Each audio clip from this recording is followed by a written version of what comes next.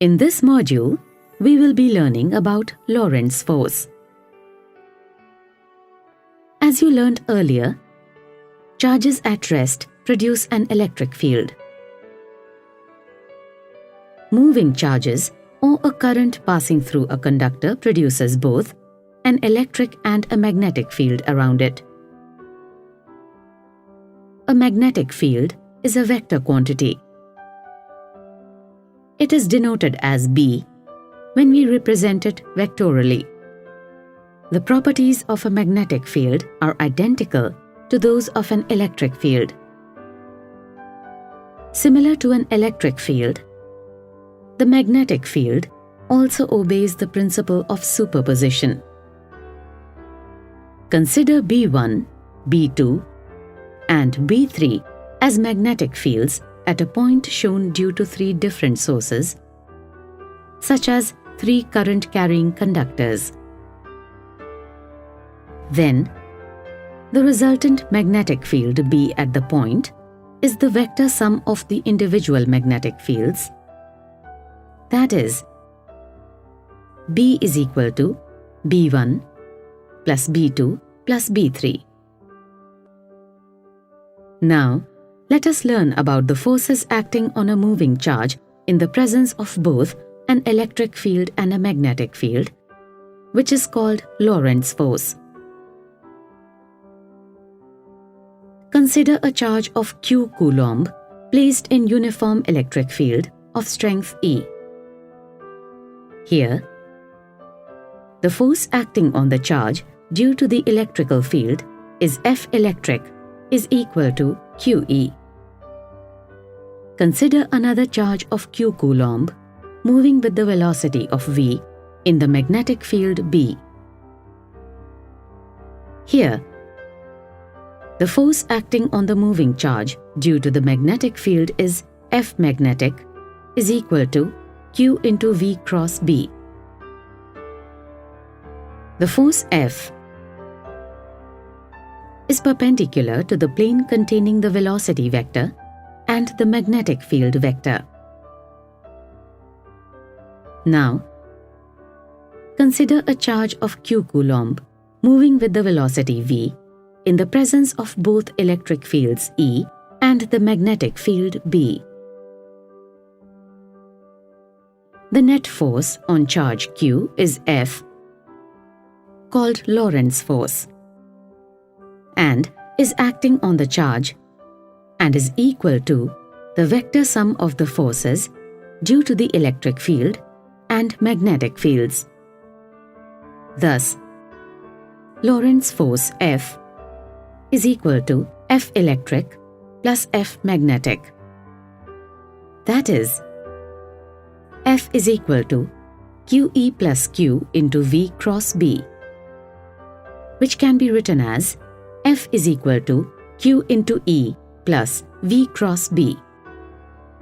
Now, let us discuss in detail the interaction of a moving charge with the magnetic field. As you know, the force experienced by a moving charge due to the magnetic field is F magnetic is equal to Q into V cross B. As V cross B is equal to VB sin theta, the magnetic force on charge F magnetic is equal to QVB sin theta, where the angle between the directions of V and B is equal to theta. When theta is 0 degrees or 180 degrees, that is, when charged Q moves parallel or anti-parallel, respectively, to the magnetic field, we have sin theta is equal to 0. If the charge is moving perpendicular to the direction of magnetic field, theta is equal to 90 degrees. In this case, the charge experiences maximum magnetic force, F magnetic equal to QVB. If if the charge is not moving in the magnetic field, that is, its velocity is 0, then the charge does not experience any force, since F magnetic is equal to 0.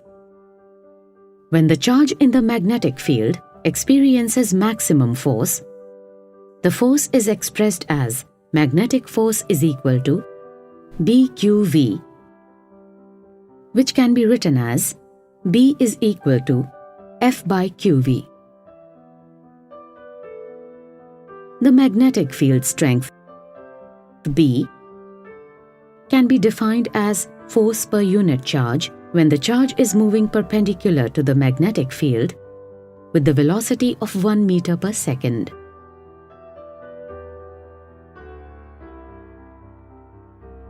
The SI unit of magnetic field is Newton per ampere meter, which is referred to as Tesla. Gauss is another common unit. 1 Tesla is equal to 1 Newton per ampere meter. 1 Tesla is also equal to 10 to the power 4 Gauss. Now, let us discuss magnetic force acting on a current-carrying conductor. Consider a conductor of length L with uniform cross-section A and the number of free electrons per unit volume as N. These electrons are moving with an average drift velocity v. Then, the total number of free electrons in the rod is equal to N times the volume of the rod, which is equal to N into Al. The total charge on the rod is equal to the total number of electrons multiplied by the charge on an electron. That is, Q is equal to NAL multiplied by minus E, where minus E is the charge on an electron. This conducting rod is placed in a magnetic field of strength B.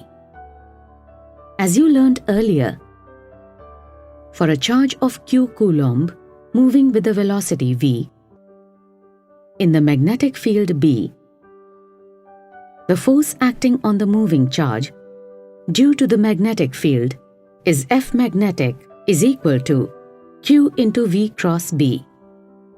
In the case of the rod, the magnetic force acting on the free electrons is equal to the total charge due to the free electrons on the rod multiplied by V cross B, which is equal to minus NALE into V cross B.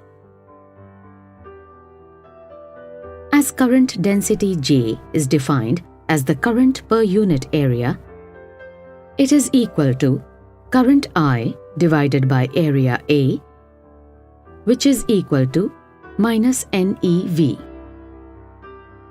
where minus E is the charge on the electron and V is the average drift velocity. In this case, the magnetic force can be written as F is equal to AL multiplied by J cross B, since J is equal to minus NEV.